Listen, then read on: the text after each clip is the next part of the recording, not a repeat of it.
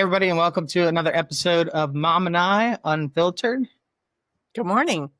Good morning. Today we are going to just do a hodgepodge of assorted topics because we've been busy and I last minute was like, you want to do another one tomorrow? So we are going to talk about grandkids.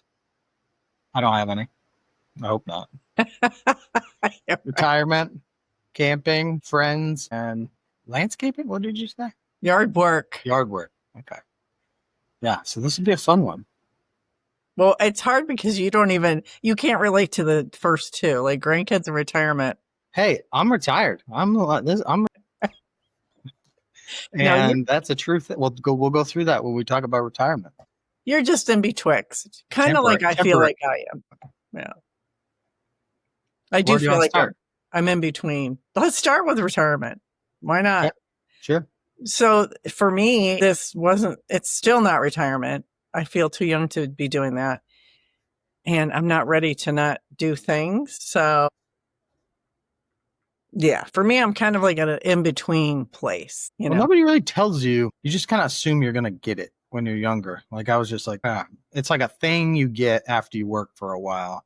Somebody just tells you that you can retire. Nobody ever like explained it to me that it really has nothing to do with that unless you work for like a state or a federal government where you've got some great old-timey company that still pays pensions. But you got to save money and then be able to say that I can live off this money for the rest of my life. And that is the point in time when you can retire. Correct. But also, nobody really tells you like this thing called work doesn't have to be just work. Like you don't have to retire. You can go do something you like and do it for free or nothing. I can't sit still. So I would be the worst retiree. This is like week 1 of 2 or 3 that I have nothing to do. And I'm already like making lists every day. I'm going to go do these 25 things today. And this is on this computer and this is outside and this is going here. And you're the same way. So I'm not going to be good. I'm not going to be just sitting at a dock fishing. Like I can't do that. No, I'm exactly the same way. I have to have like same thing, a list every day of like, this is all the things I'm going to do. And not only that, like you can't go from working. So I started working when I was 14. I remember my mother taking me downtown to get what they used to call working papers so that you would be allowed to work before you were 16 years of age. So at my age now, like I'm not there yet, but so I've been doing this a long time. I've been working many, many, many, many, many, many years. So the idea of all of a sudden you just stop one day and go, it's just like kind of screeching to a halt on a train, and then it's like, okay, well, but I'm not there yet. Like I'm not. So I'll find something, but I'm just like you. Like I have to be doing all the time. I can't just sit, I'm not good at that. I can sit for like a half hour and then I'm like, nah, now what? Yeah. Well, and some of like your and dad's friends have retired well and they end up just like traveling and seeing the world and doing fun stuff. And that's cool. I would do that. But I also feel like I'd have to be doing something at the same time, like writing a book about all these things or like, right. I don't know. Like I'm just hardwired that I have to be, I want to feel like I'm accomplishing something, which is why I overplan all the time. Even when we take breaks, I just can't. I can't sit, every time I'm supposed to relax from a surgery or an injury or anything, you guys are always like, just sit down. And Elizabeth's like, just relax for a minute. I can't. You get 5 minutes of me sitting still. We're not good at that. And there are some people super sick and I can't do it. But even then, so you've seen me in this last year, I had hip replacement done a year ago. I had spine surgery 2.5 months ago. I am not good at not doing, My first follow-up at 4 weeks, I was like, can I go back to the gym now? Can I get on the Peloton? Can I? And they're looking at me like, what are you thinking? No. Thankfully for all these things, I also They didn't want you sitting, so I could move. But you can only walk so much. Yeah. There's no lifting and there's no this and there's no that. I was excited yesterday because we rented a machine to clean the carpets. Dad was like, I'll do it. I'm like, no, I need to. I have something to do. Please, let me have this. Let me have this. Yeah. So did anybody tell you about like retirement? I feel like we should all, every grown up should have to go through a class. And it's like, because you get calculators on a 401k if you're lucky enough to have a 401k. But there's a lot of people out there that, I mean, they're just probably chugging along and they're like, someday I'm just going to stop doing this. And I'm assuming I'm going to get some social security or something, but that's not enough these days, housing prices and food and everything. So Did you have a class or did anybody tell you like what to do? Fortunately, your father, is very, very intelligent. And since his brother is in the financial side of the world, he was able to have very intelligent, deep conversations with him. One of the biggest things is, here's how much I have. Here's how long I expect to live. And this is how much I need to live, say, per month. What's my debt? And based on all of that, you can figure out, can I do this or not? Thank God he's the smart one in the group, because he kept looking at me going, we're fine. We're fine. Quit your job. We're fine. What? I mean, quit my job. We're fine. You're fine because you've been putting money away. I really haven't done squat. But I think now more than ever, there's a lot more people out there and there's so much online to help give guidance if you choose to know about it. I also think there's people that, my parents were one of them. My mother worked. She was 75 when she finally quit working at Sears. 75. And I think they were kind of like, you need to go. I think Sears was on their way out. Right. Not until my mother left. According to my mother. Right. According to my mother, they didn't start falling apart till she left. And then she said, I saw this happening. But she and my dad were the same way. Like they had to keep working financially, to afford just to be able to eat, because they had 7 children. It wasn't like they had a whole lot of money to put away. Yeah. They didn't. So a lot of it's kind of like risky too, right? You can either save up a bunch of money, put it under your pillow and just deal with inflation every year. You can save money and put it in banks and banking funds, CDs, stuff like that. So you're getting interest off it. Or the people who can do it really well, they put money in stocks and funds that grow for them, but they're risk compounds. Mm-hmm. So it's very interesting that there's so many different ways you can do it. You could also go work at a technology startup and get a bunch of stock options, and then they sell for a bunch of money, and now you've got a ton of money. Right. But that's not very realistic for most people. And also there's no guarantees. You can put all the stuff away, and sadly, dad's market goes up and down. Well, not only that, but health. My parents were more and it's funny because I think my dad was more about, this is today. I could be gone tomorrow. This is today. So if I want to go to Wegmans and buy whatever, that's what I'm doing because it's today. My mother was more, and again, we didn't know any of this until much later in life after she had Alzheimer's, that she had put any kind of money away. We're looking at each other like, when did she do this? When she was working part-time and all the kids were now taken care of and older, she would buy stock. Now, of course, my dad finding this out was furious because he was like, she gave me $7 a week for allowance. Meanwhile, she's buying stock, but she knew he was the guy that was going to be like, oh, I got $7. He was probably going to blow through 5 of it in the first 10 minutes. I understand that. I think we got that.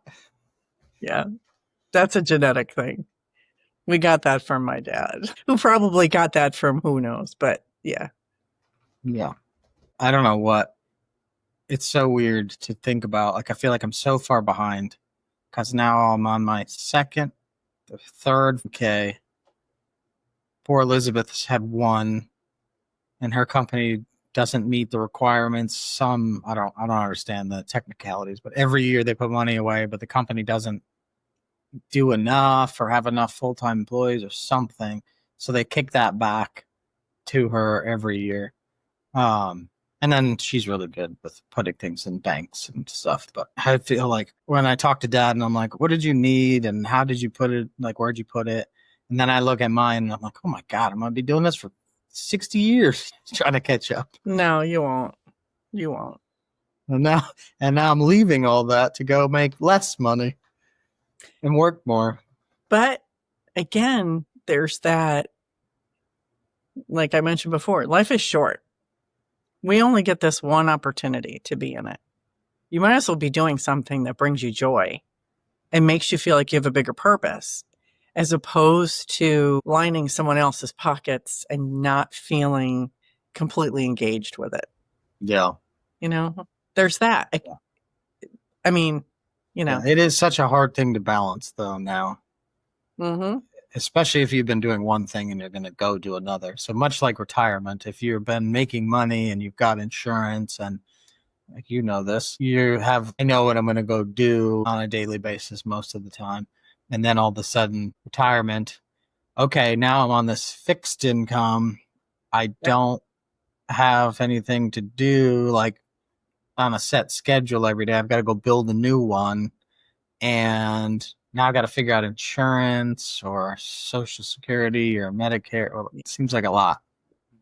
It is a lot, but you have time to figure it out. You're not trying to juggle Working and doing research on healthcare. You can just sit down and that's what you can work on today. Yeah. That's your job for the day. That makes sense. It's all good.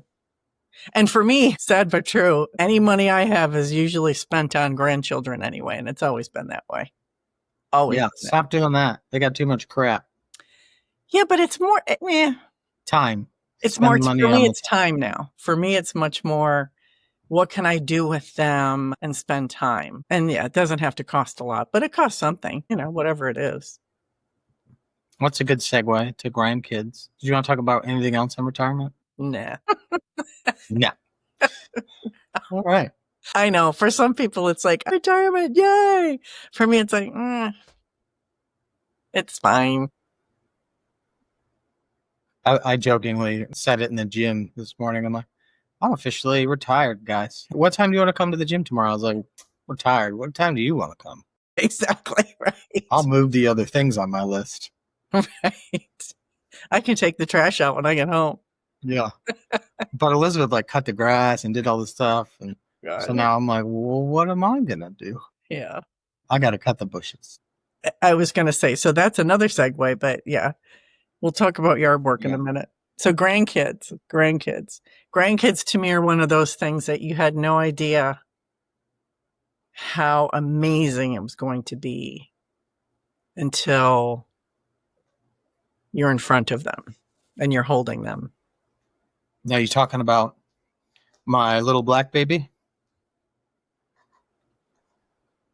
Or her too. That was still one of the best phone calls I ever got in my life. Hey, Mom. So Patrick called me, oh my gosh, 14 years? 2010?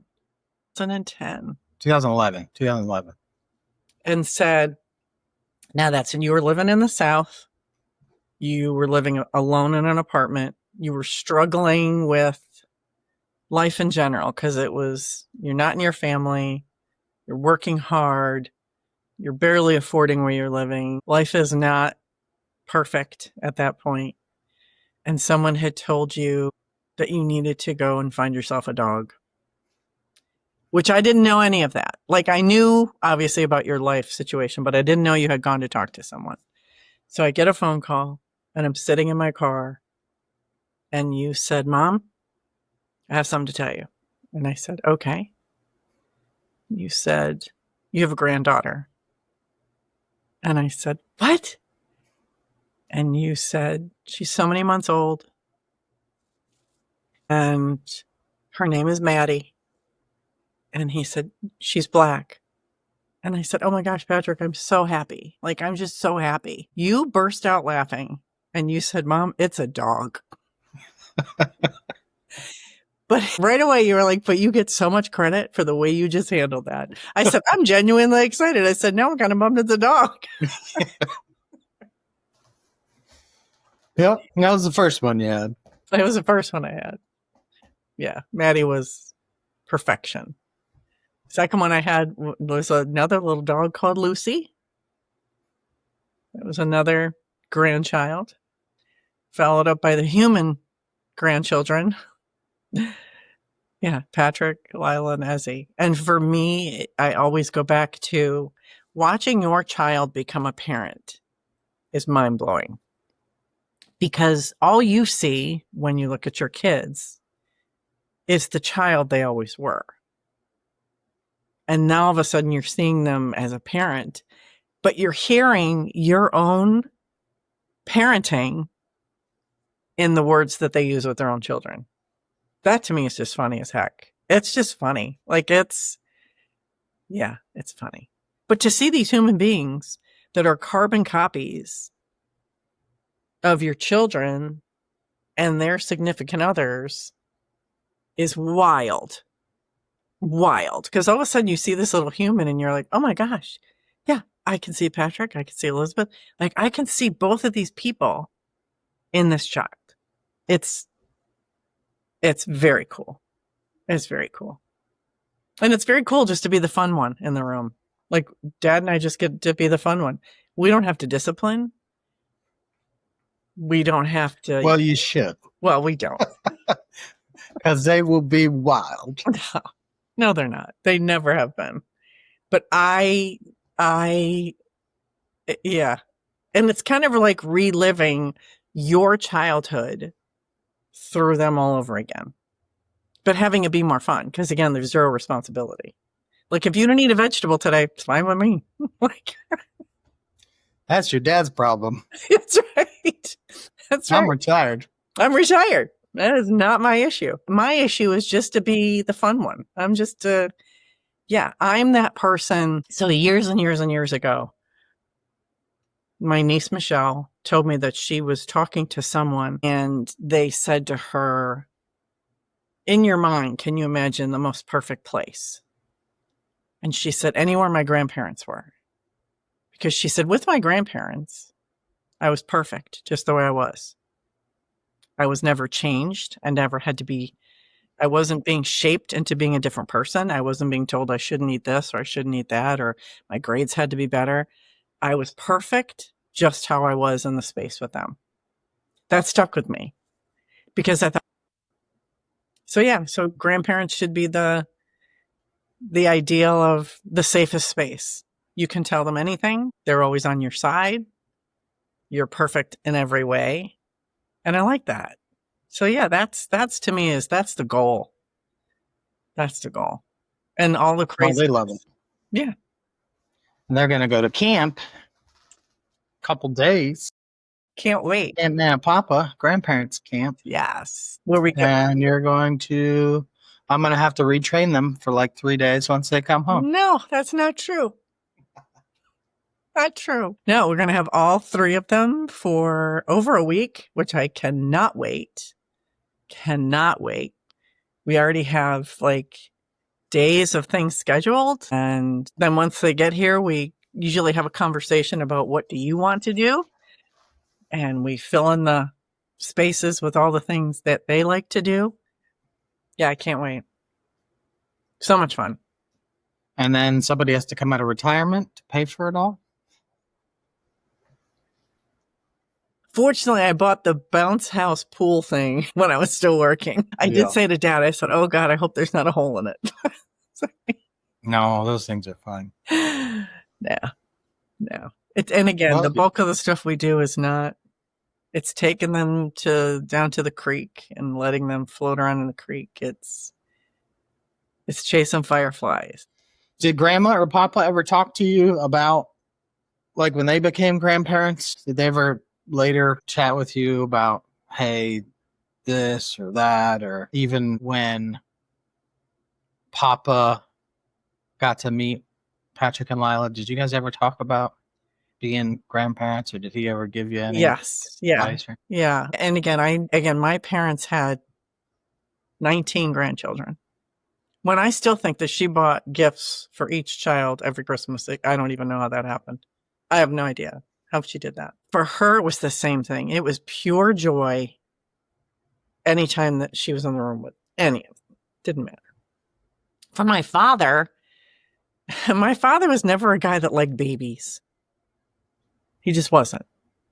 He liked it so much more when he could have a conversation with you and he could get you into trouble. My father, he wanted so bad to get you into trouble, not in a bad way, but just like, again, we talked about this before. My dad was the guy that would, at the age of 88, drive the carts, the grocery carts through the parking lots of the grocery store. He was more apt to do that. I remember them visiting here once, and you and Megan were in school. Connor was in nursery school, and after Connor got out of nursery school, which is a half day, we went to a clothing store, and we're in the clothing store. So it's my mom, my dad, Connor, and me. And my father tells Connor he should go into the round hanging rings of clothes, the racks, gets him in there. First, he takes him to the underwear department, the ladies' lingerie department. I didn't know any of this until after the fact because I'm hanging with my mom. Takes him into the ladies' lingerie. So he's hanging out inside the rack of clothes. And my father teaches him how to whistle. And he said, anytime you see a good-looking woman walk by, he said, just peek out and whistle through the clothing. What? So he would, poor little man would do it. Connor would do it. And it never failed. At the one point, I saw security bringing my dad and Connor over to me because some lady obviously did not appreciate that, especially in the lingerie department. And my father was like, oh, they take things too seriously. Really? He's 4. You're teaching a 4-year-old to be in the rings and whistle at ladies. But he loved that. He loved that. He always thought that was so much fun. They loved every second of it there. And as the kids got older and then they had great grandkids, like that, I think kind of blew their mind. That was more like, what just happened? That's when I think they started to feel their age, even though they were very young when they had great grandkids. Still, I think that kind of blew their mind a little bit. But always fun. Good. Always fun. What else you want to talk about on grandkids? Anything? Trying to think. I'm sure I have thousands of things, but no, it's fine. Actually, I shouldn't say that. How fun is it to see them go through the, I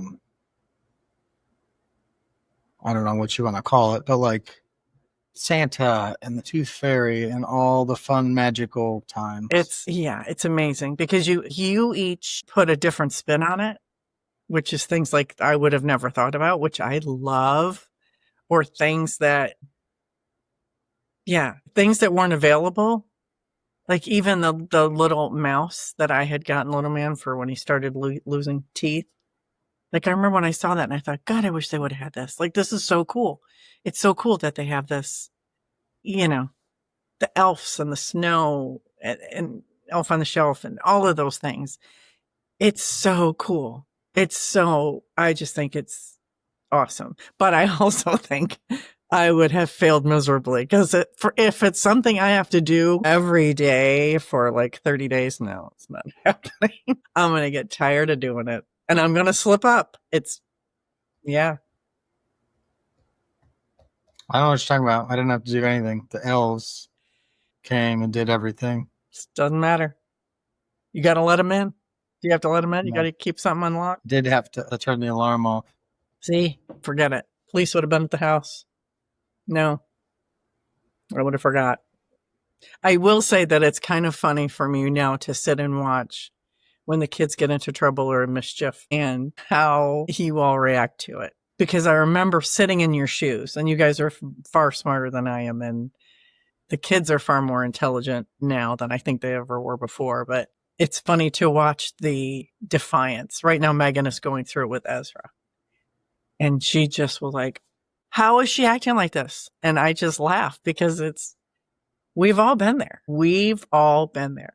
For me, I fast forward and think about you watching Lila become a parent, watching Lila have a daughter, and watching her daughter do the same things as she did at the tender age of 4 and 5. And you just kind of go, oh my God, I am watching. It's like Groundhog Day, but with different people. I'm watching the same thing unfold. It's funny. I guess it's funny. I'm glad you're enjoying it. My mother always said, what goes around comes around. That's why I'm wearing a hat, because my hair is just about all gray now. It's not easy. It's not easy to be a parent.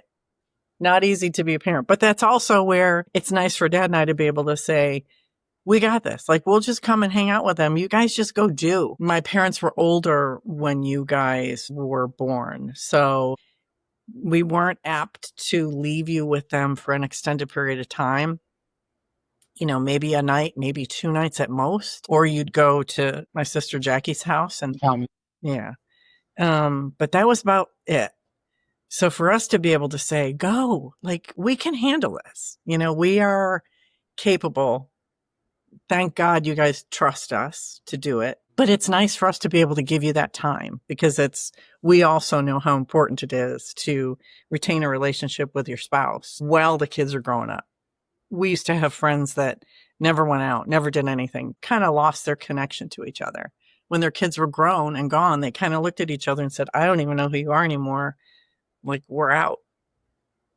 So it's nice for us to be able to do that. And again, it's time with the kids. So we're happy as clams. Yeah. Okay, next. What's next? What are we going to go into? You've got camping.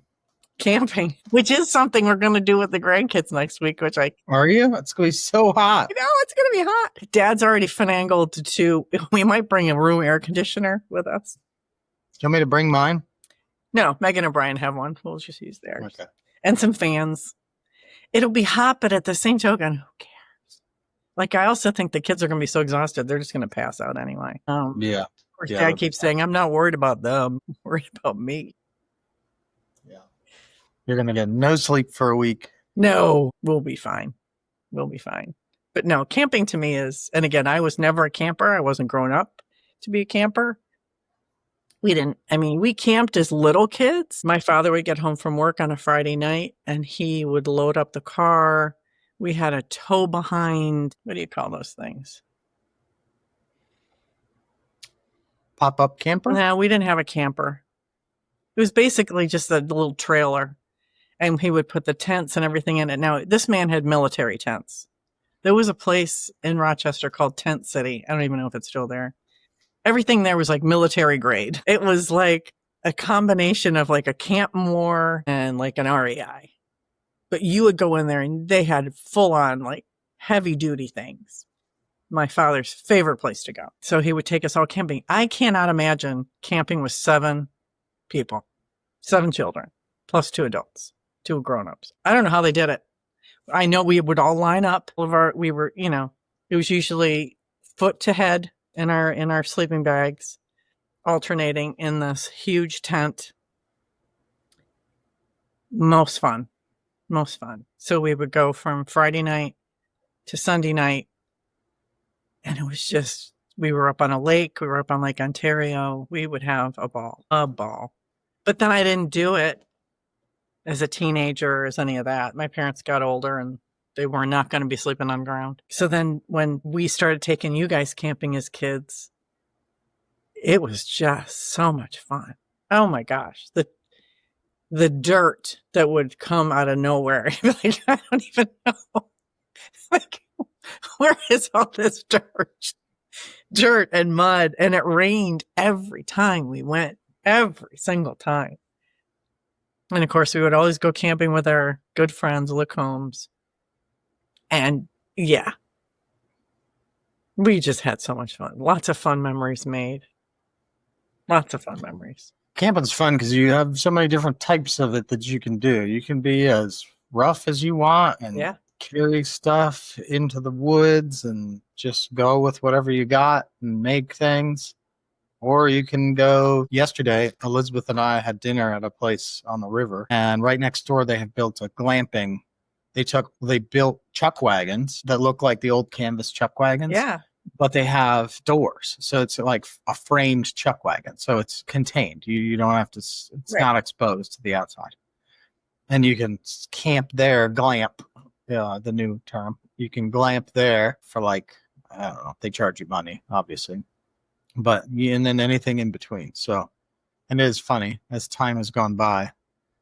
Our version of camping has gone from carry all our crap, walk 10 miles, set it up, cook food, get water from the river, all that, to let's go find a lean-to or Just a back the cabin. car in.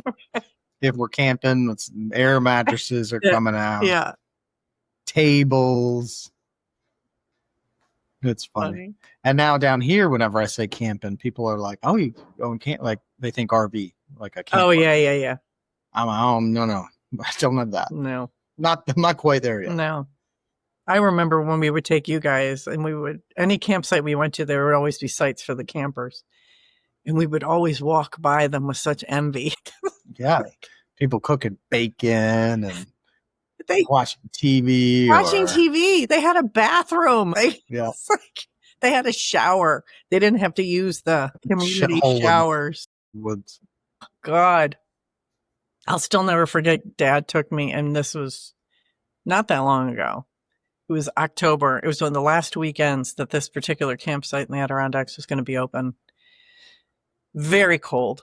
Very cold. And I got up in the morning and it was at nighttime. I was getting ready for bed and I went into the restroom, took a shower, was standing at the sink brushing my teeth, and literally out of a campsite that probably had 100 sites, there were only 3 campers. That's how cold it was in any of the sites. And I'm standing there at the restroom and I felt something scurry over my foot. And I looked down and a rodent family had just taken a road trip across my feet and into the showers. I wanted to scream. I screamed in a way that nothing came out because I didn't want to wake all these other 3 other campsites. I will never forget that as long as I live. Not as long as I live. I thought that's never happening again. So the next night I was like, I'm not showering. I'll go and brush my teeth, but I'm not staying in that place for long because there's a family of rodents living in there. No. Dad had some go through his hair a few times. Oh, yeah. That's when we sleep in a lean-to because it's got no front. It's just got a roof and 3 sides. I forget if he was sleeping I think he was sleeping with his head toward the outside because there was a bunch of us crammed in. No, he was towards the back because of the inside, and they were trying to get warm. It went along Yeah, went right along the back. Ugh. Between that and he always talks about you waking up in the middle of the night when you had shared the lean-to, and it was your first time. You were only 7, and it was so dark, and you woke up and Dad, what, Patrick? I'm blind. You thought you were blind because you couldn't see anything. Turned on the flashlight. He was like, "Oh, thank God." It was cloudy. Yeah. We were in the trees. Yeah. There's no moon, no light. No. Nobody for 20 miles.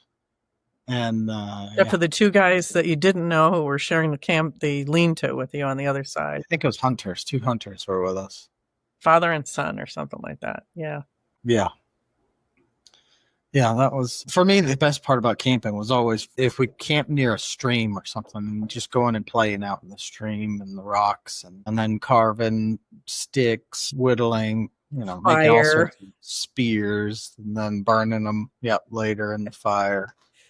Hanging your food all the way up in the tree, which now you don't do. I tell you not to do that. It's fun. The kids have started to get into it, but we had to ease them. Actually, I don't think I eased them into it. I took them to.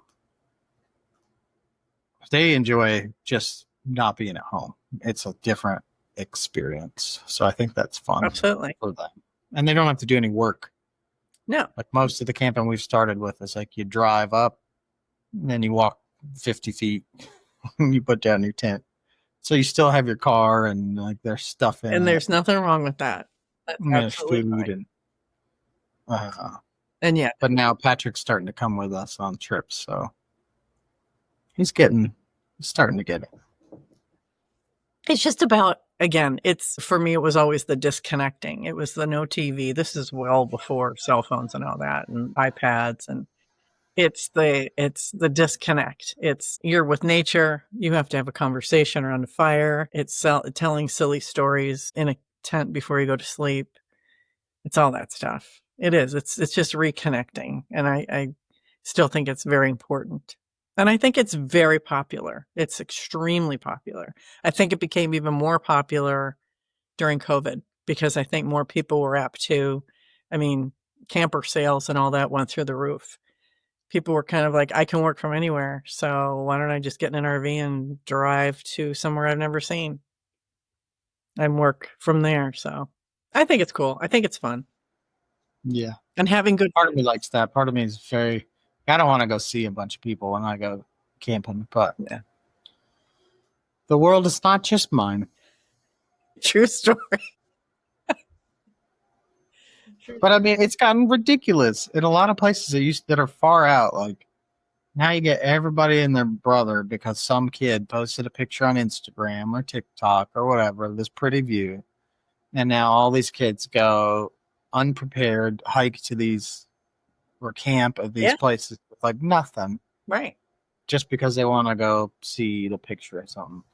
That part bothers me. Absolutely. If they're prepared and they're trying to just like actually go have a good time, then I'm okay with that. But I think that not being prepared is something that is, Dad will say that even when he was a teenager and hiking in the Adirondacks, there's always those people. There's always the flip-flop wearing, didn't bring any water, don't have a backpack, not prepared for anything. There's always that. Always that. Yeah. I have a hard time with the fact that they are now, you need a reservation. You can't get in without a reservation to the bulk of the national parks. And because of all these cutbacks, I don't think they're as protected as they once were. You don't have as many rangers keeping an eye out. There's a lot of trampling of paths and natural beauty and all that. We'll figure it out and it'll get better again for others to enjoy. But yeah, it's not easy. Yeah.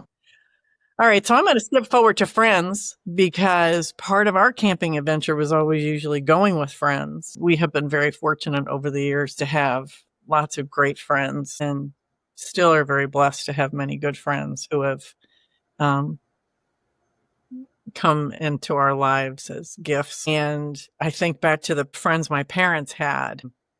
My dad, I mean, it was so funny. I have a list. Where's my list? I put it somewhere else. My list of Dad's friends who, like, he would sit there and start naming them, all of his buddies from when he was like 10, 11 years old. And to try and imagine your parent as a 10 or 11-year-old child with a bunch of these, I call them hoodlums. I mean, he had a buddy named Needles. There's no way. The Flood brothers. There's no way these people weren't hoodlums. But all the angst and stuff that they would get into. What? Are you saying hoodlums? Hoodlums.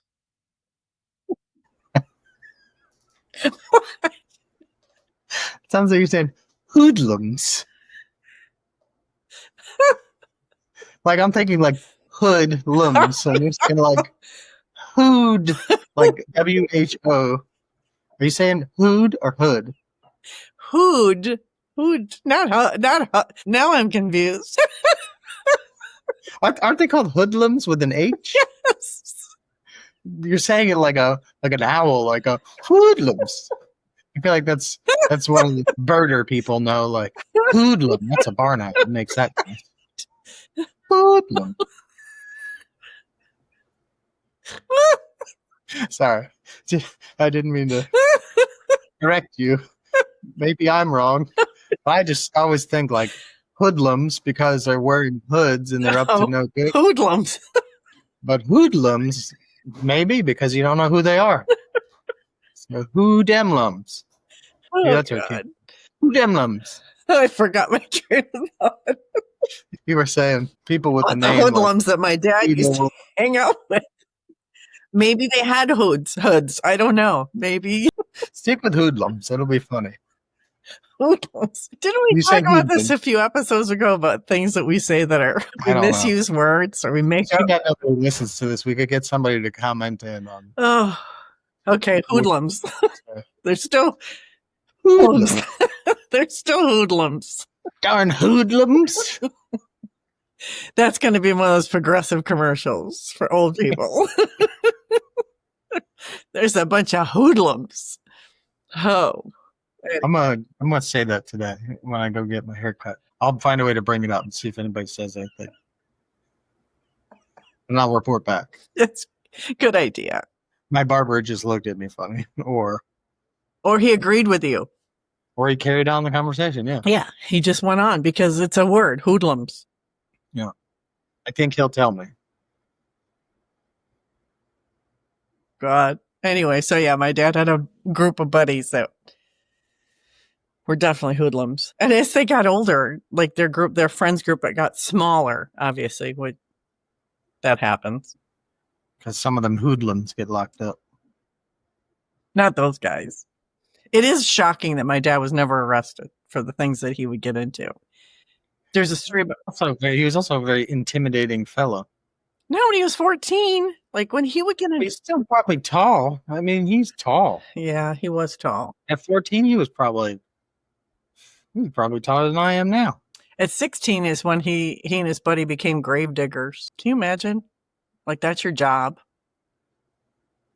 Yeah, I was trying to think of a fun word for a grave digger that we could say. Not hoodlum. Fast enough. Isn't there another word you call people who dig graves? Yeah, like night. Something about the night, because they always work at night and they dig at night. I forget. But they don't dig at night because they couldn't see, so they don't.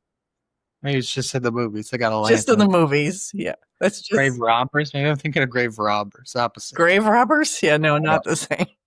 No. There's nothing in there when these guys are doing it. No. But my dad would talk about, like, at this point in his life, he was 15, 16 years old.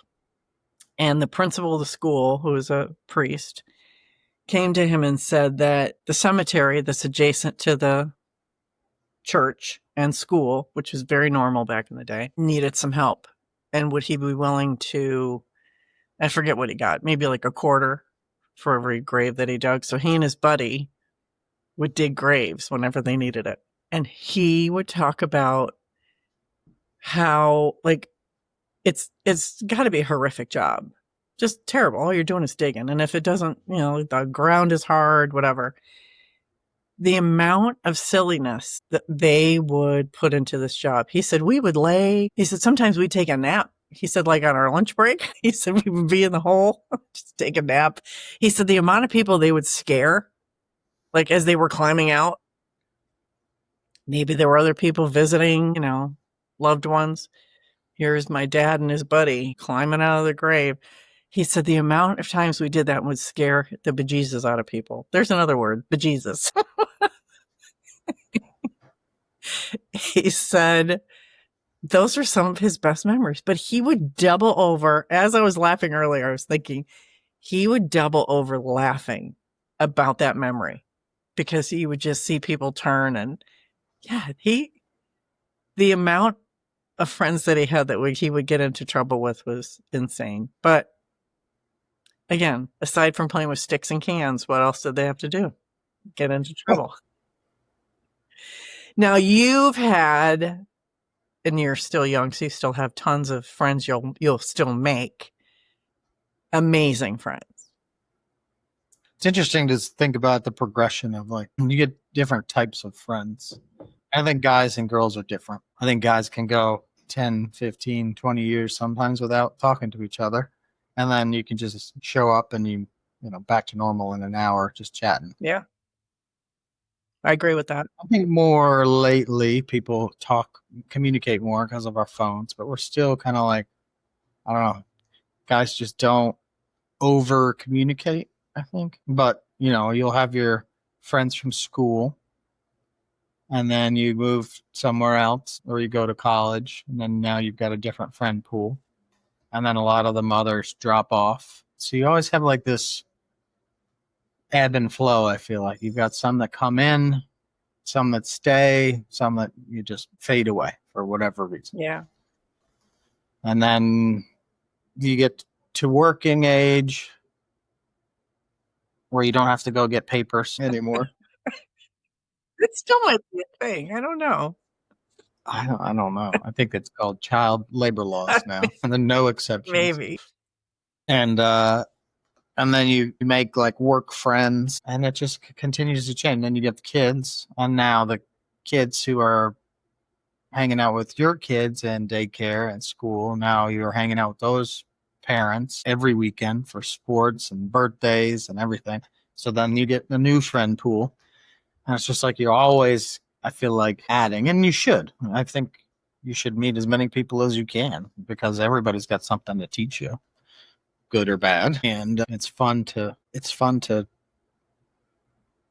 do something new with somebody else, And I also think it's also very cool when you go back and reflect on, again, the friend who's been in my world the longest is Karen, who I met in 9th grade. For Dad, like he was just talking to Mr. Lacombe this morning, they've been friends since they were 3 years old. 3.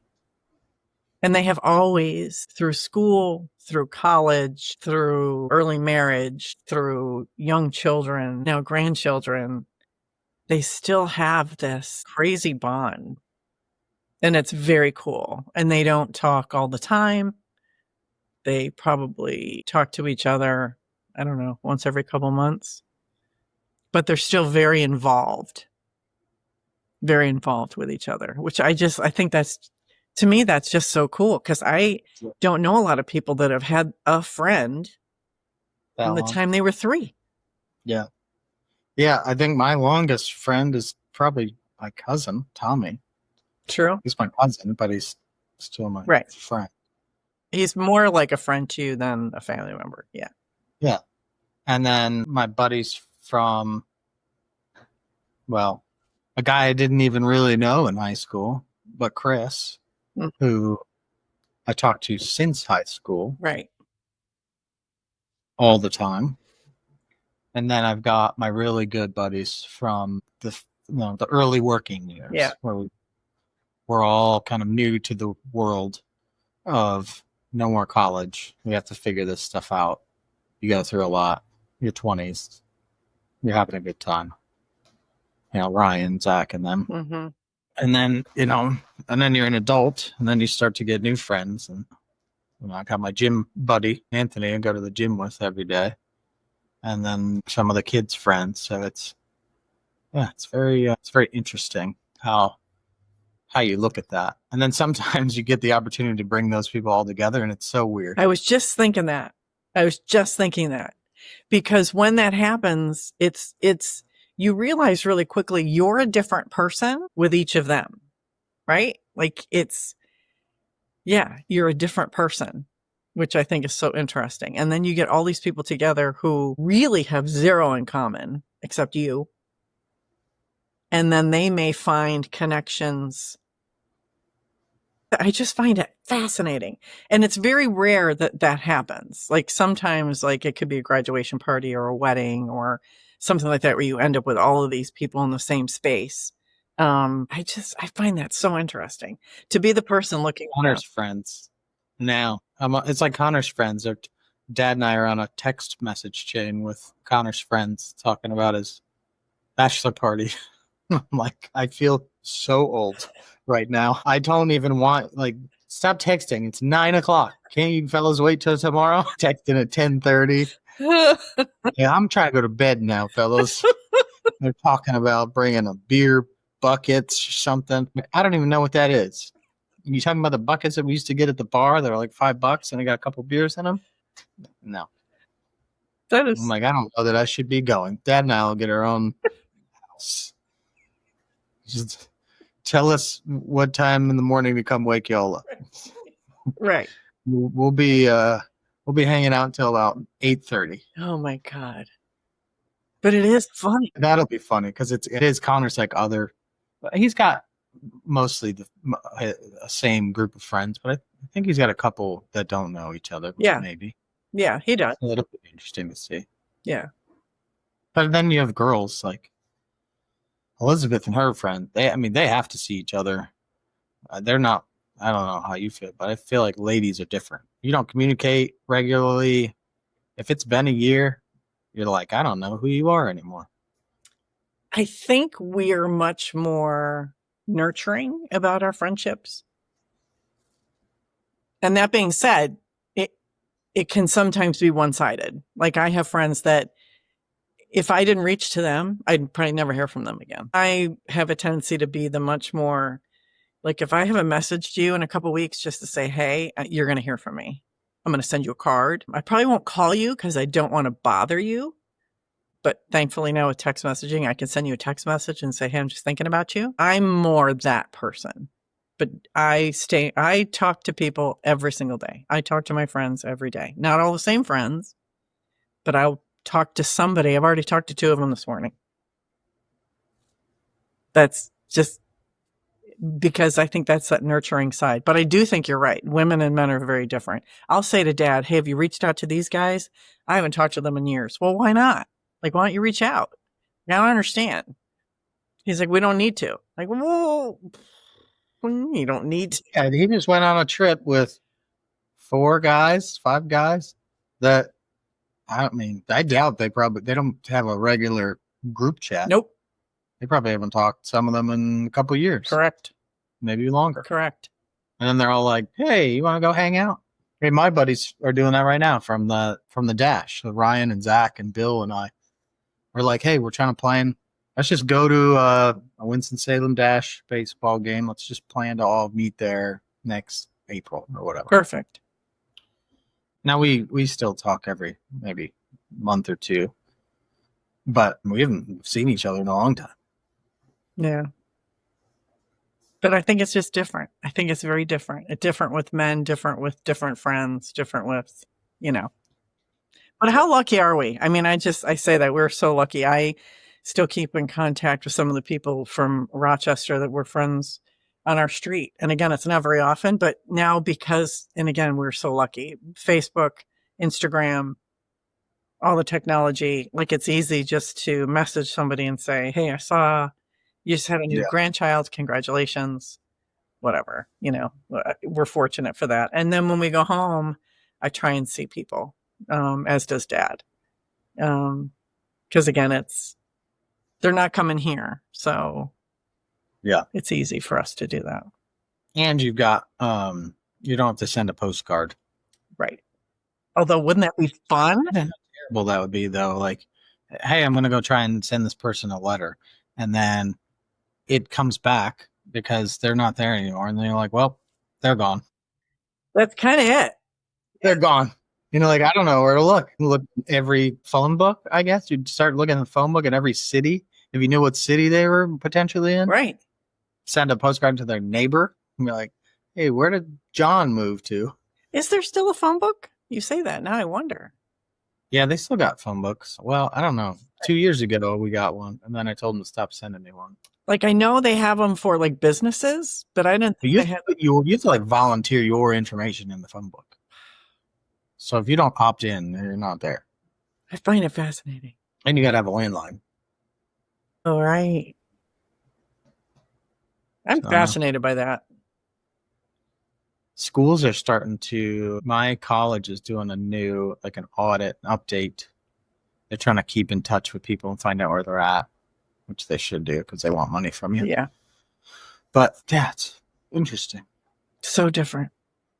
I couldn't imagine that. Oh man, I'm headed to, I don't know, California. It's 1950. I'm going to call so-and-so and they don't answer. I'm going to send a postcard. No answer. I wanted to see them while I was out in California. Well, now you're not because you don't know where they're at. Right. Can you imagine? That's wild. That is. Yeah, we never had to worry about that. I mean, we could always call. Yeah, always. Just and then you could get a hold of somebody. And usually they would tell you if they were moving.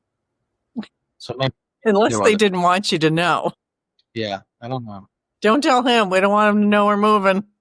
Yeah. Oh, it's So weird. fun. Well, thank you for today. I love this. Thanks for the hodgepodge conversation. A hodgepodge of A hoodlums. hodgepodge of hoodlums. Yes. I'm gonna look that now. Now I'm gonna have to look that up. And bejesus. Yes, the hoodlums have met bejesus. The hoodlums were scared to bejesus. Yeah. I think Look we it both up. probably. Look it up. It's got to be. I know it's a word. Yeah. It's probably just not spelled like I'm saying it. Because yes. I've got no problem with it. I'm okay with it. Okay. I'm gonna get us T-shirts. The hoodlum gang. Yeah, hoodlums. It'll be an owl, Oh my God, Hannah would love that. and it'll be a hood. It'll be a cut-off hoodie, no sleeves, Gotcha. an owl on the front, and on the back it just says "lum." Nobody will get it. They'll be like, Like, what is that? Is that a new Owl? company? "Owl Lum? Is your last name Lum?" God. Well, I hope you have a great day today. Go and enjoy it. It's going to be hot, Yep. hot, hot here. Retirement has begun. Retirement has begun. Yeah, now I got to go. I do have a list of things. So I know I'm going I to. think that's kind of ironic. I forgot I had that on. We're talking about retirement and not doing anything. And I'm wearing a hat that says you do everything. And I will. Yeah. I have lots. I got a list. I have to go outside and we didn't touch on yard work, but we can do that another day. Oh, yeah. Yeah, I got plenty of lists on the wall to go. Oh, nice. Look at all your lists. Sweet Yeah. Lord. Things to do. There you go. Very nice. All right. I love you. love you. Thanks for tuning in. Not that anybody listened, but if you're there, if you're our one listener of the day, We please, appreciate you. let us know. We'll send you a hoodlum. And we'll send you a hoodlum shirt. Thanks. This was another episode of Mom and I Unfiltered. Have a good day. That's